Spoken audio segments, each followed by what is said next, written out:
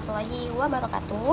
Kenalkan, nama saya Sania Turodia dari Program Studi Pendidikan Agama Islam Pasca Sarjana UINSI Samarinda. Video ini untuk memenuhi ujian akhir semester ganjil tahun 2025 untuk mata kuliah Sejarah Peradaban Islam. Pembahasan yang pertama adalah analisis transformasi peradaban Islam dari fase kenabian hingga era Khulafaur Rasyidin. Transformasi peradaban Islam sejak masa Nabi Muhammad SAW hingga Khulafaur Rasyidin berlangsung secara bertahap dan menyesuaikan dengan kondisi masyarakat. Di Mekah, Islam hadir sebagai gerakan pembinaan akidah dan akhlak yang menentang budaya jahiliyah yang tidak adil dan diskriminatif. Ajaran Tauhid menanamkan nilai kesetaraan dan keadilan, sehingga manusia tidak lagi dinilai dari suku ataupun kekayaannya, tetapi dari ketakwaannya.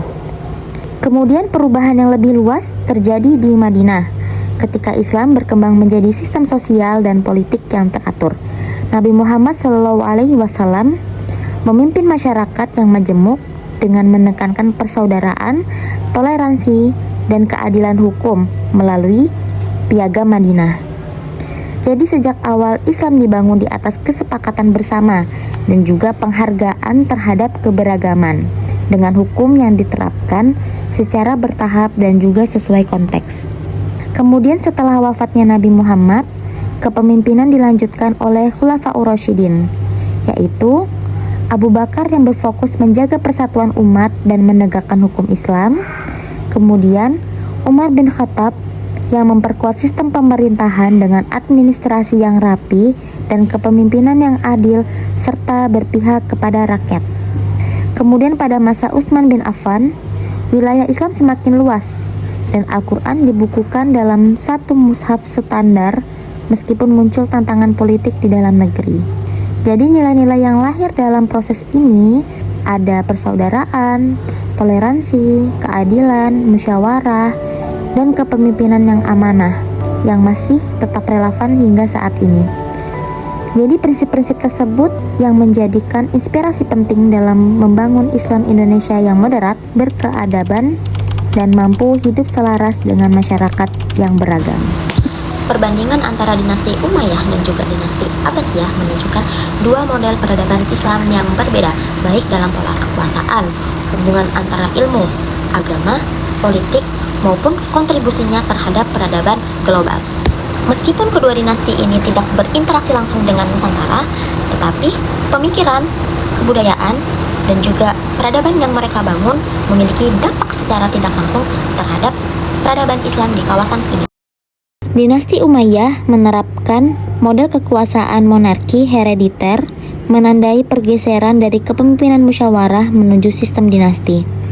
Pemerintahannya bersifat berpusat dan stabil, memanfaatkan birokrasi Romawi dan Persia, serta menetapkan bahasa Arab sebagai bahasa administrasi yang resmi.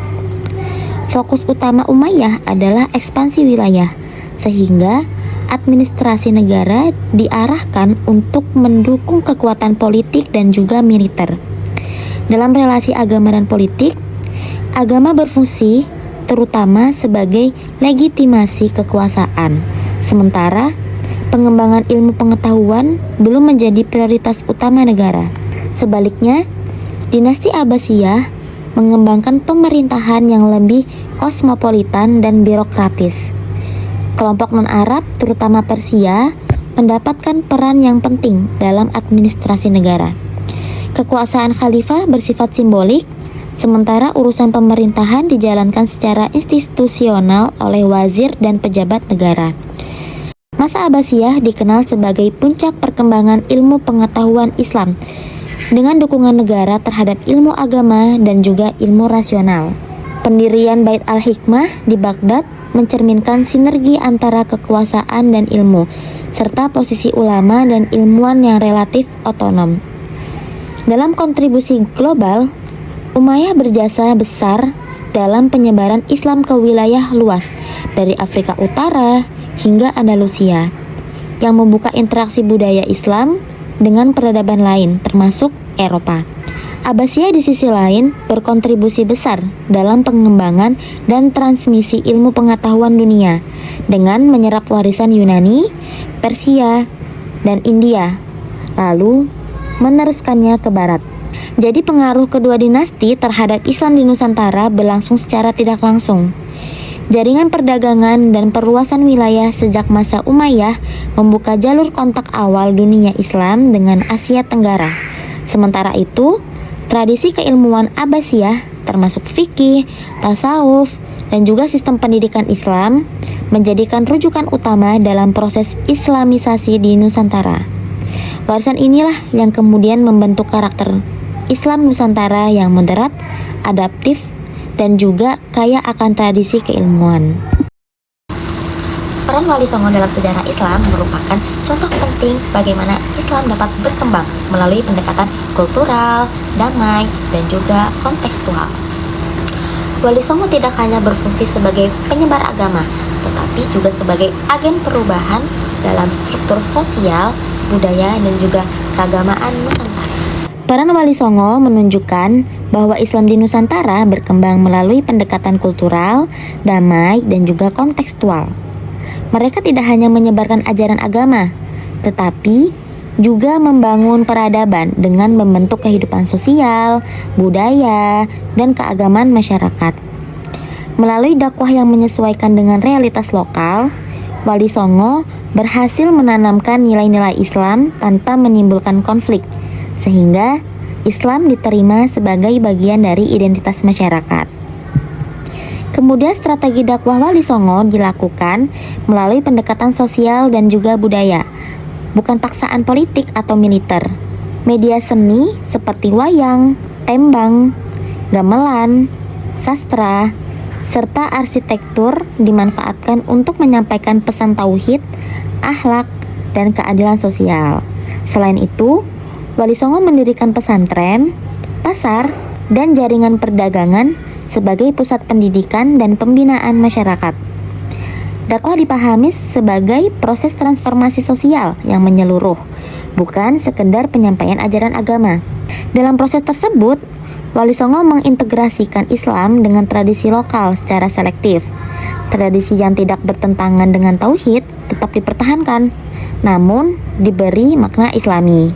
Hal ini melahirkan corak keberislaman khas Nusantara yang membumi, fleksibel, dan selaras dengan budaya setempat tanpa kehilangan substansi ajaran Islam. Pendekatan Wali Songo menjadi dasar lahirnya konsep Islam Nusantara yang ramah, toleran, dan menghargai kearifan lokal, serta Islam berkemajuan yang menekankan pendidikan, rasionalitas, etika sosial, dan kemajuan peradaban.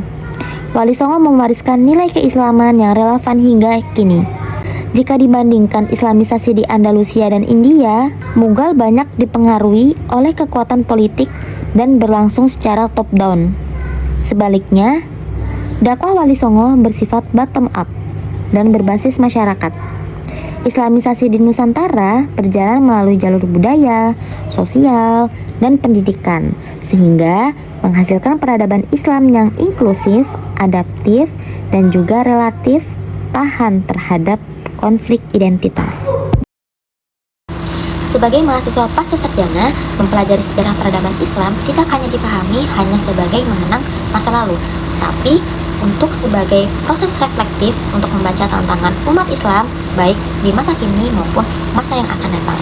Sejarah merekam keberhasilan dan kegagalan umat dalam mengelola nilai wahyu, kekuasaan, ilmu pengetahuan, dan juga keberagaman.